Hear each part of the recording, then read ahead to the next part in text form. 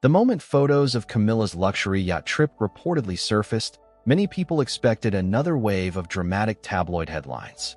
But according to several reports, something much more important happened behind palace walls.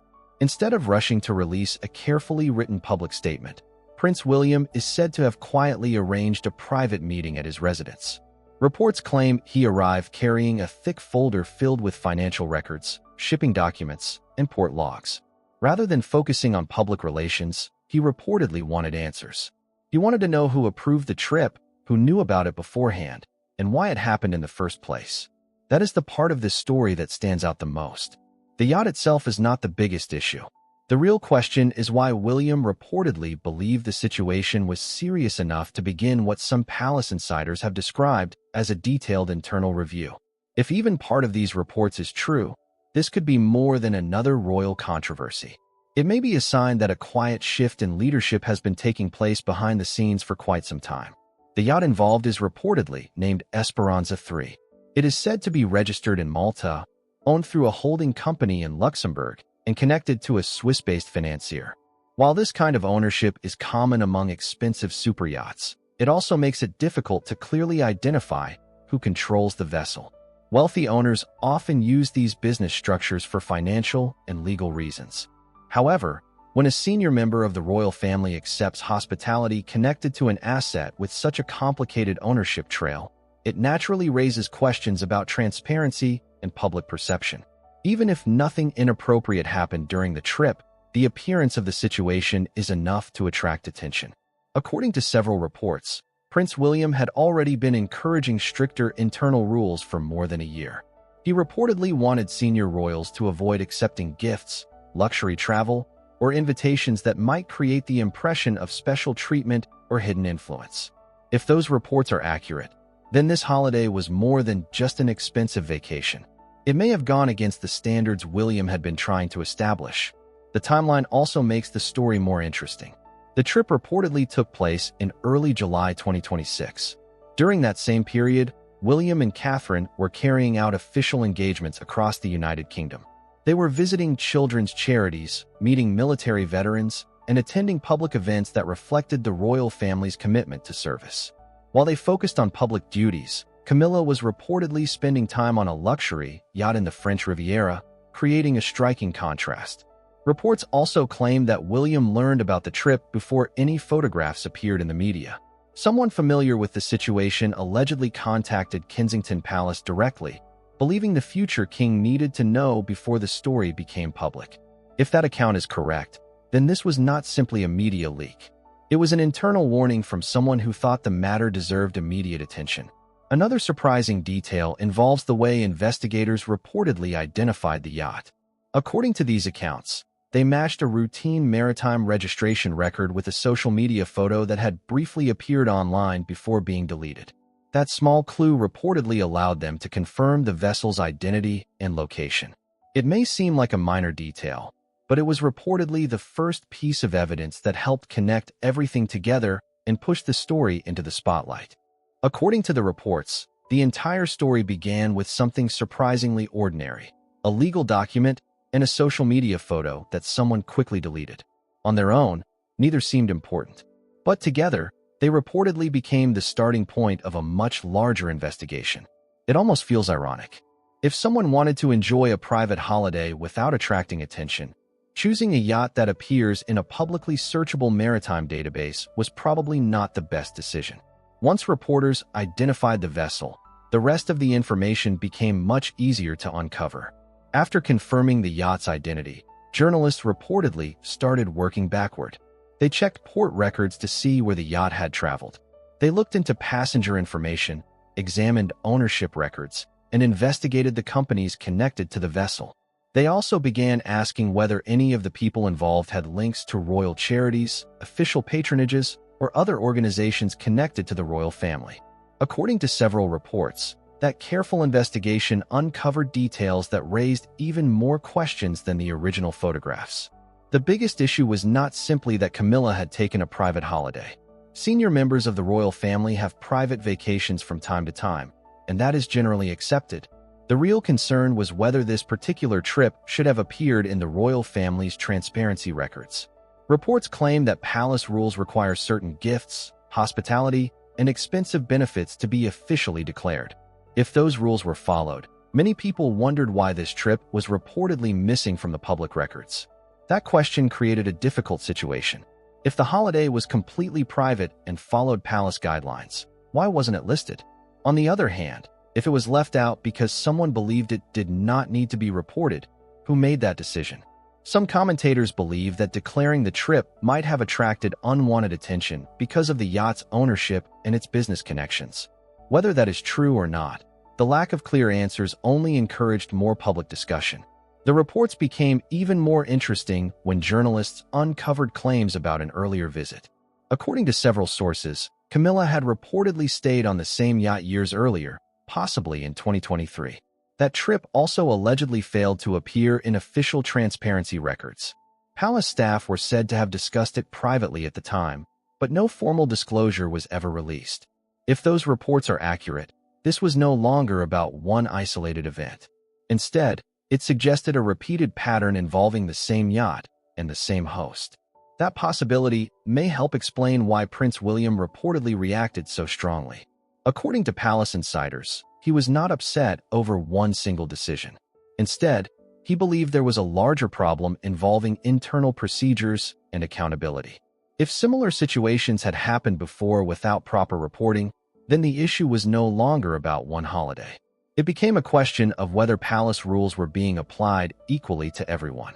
Reports claim that the situation reached a turning point during a private meeting at Kensington Palace in the middle of July 2026.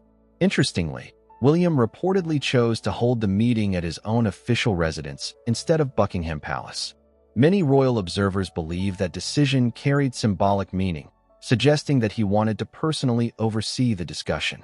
According to the reports, William arrived carrying a large folder filled with printed documents.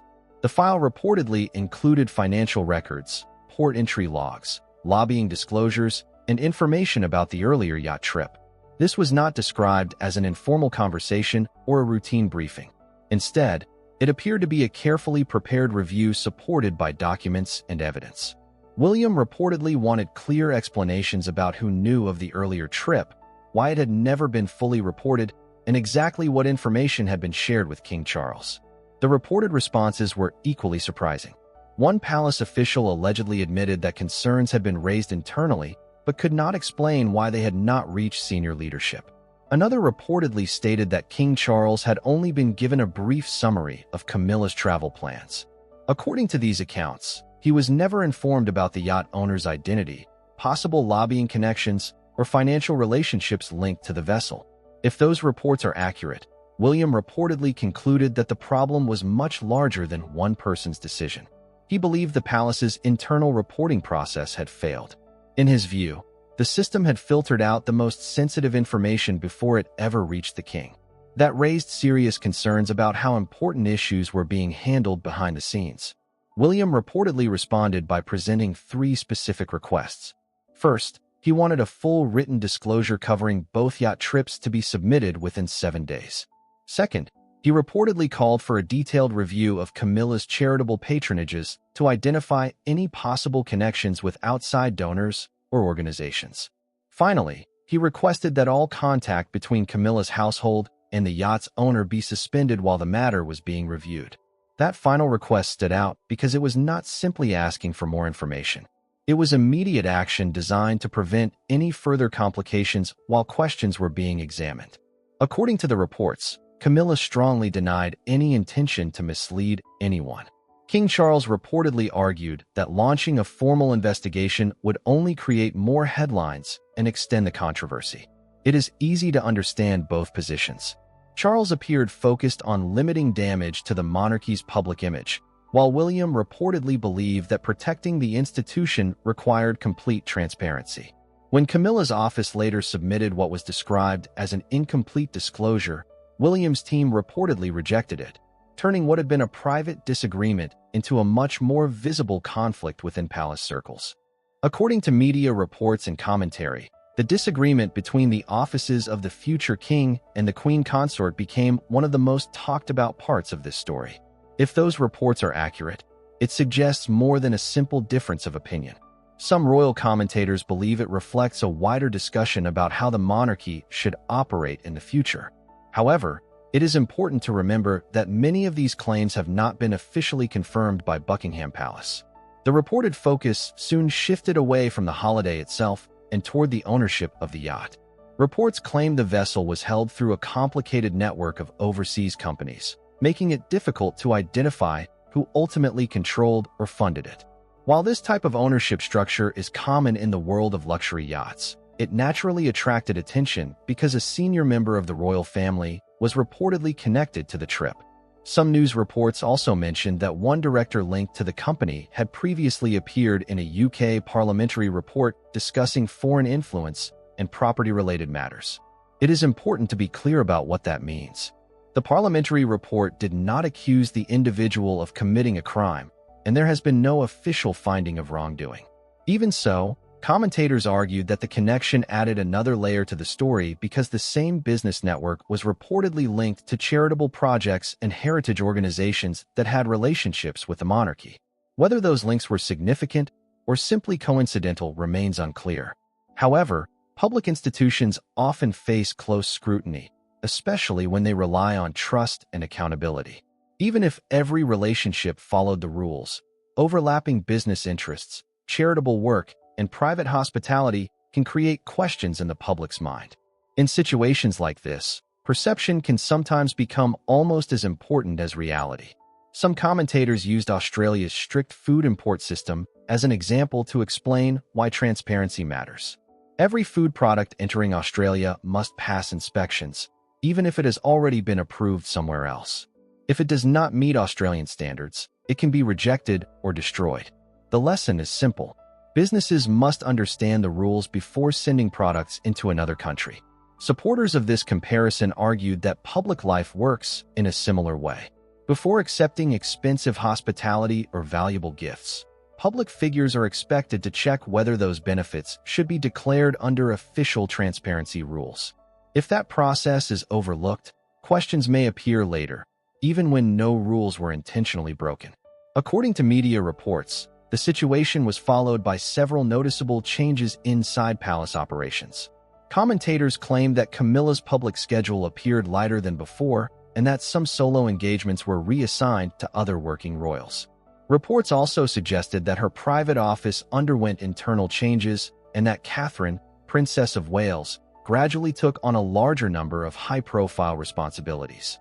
None of these developments were officially described as disciplinary measures, and there may be many practical reasons for scheduling decisions. Still, because they happened around the same time, royal watchers viewed them as part of a broader pattern. Another point that attracted attention was a family gathering at Highgrove, where reports claimed King Charles, Prince William, and Catherine were present while Camilla was absent. There was no official statement suggesting that her absence carried any special meaning. Likewise, when King Charles attended a major public event without Camilla, palace officials reportedly described it as a scheduling matter. Those explanations may well be accurate, but observers continued to discuss whether the events reflected changing responsibilities within the royal family. Throughout the reporting, Prince William was frequently described as taking a methodical approach. Rather than responding with public criticism, he was portrayed as someone who preferred meetings, paperwork, internal reviews, and careful planning. Royal commentators have often suggested that this style reflects his long-term vision for the monarchy. Whether dealing with administrative matters or broader institutional reforms, they believe he favors gradual change over dramatic public action. Many experts have also suggested that William supports a smaller and more modern monarchy with stronger financial oversight, clearer governance, and more transparent procedures.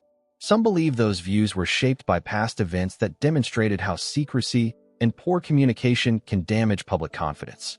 Under that approach, transparency is seen not only as good governance, but also as a way to protect the institution from future controversy. If those assessments are correct, then the reported yacht controversy did not create William's vision. Instead, it simply became another moment in which commentators believed that vision was becoming more visible. At the same time, reports consistently note that Queen Camilla remains queen consort, continues to attend major state occasions, and retains all of her official titles and constitutional position. Looking ahead, many royal commentators believe that the direction of the monarchy will ultimately depend on Prince William after he becomes king. Even so, it is important to separate confirmed facts from media speculation.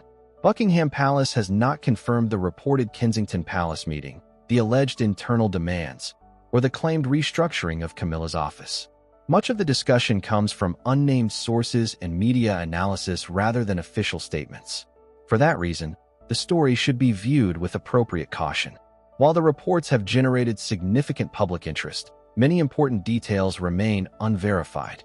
What is clear is that discussions about transparency, accountability, and the future direction of the monarchy continue to shape public debate, regardless of how many of the reported claims are eventually confirmed.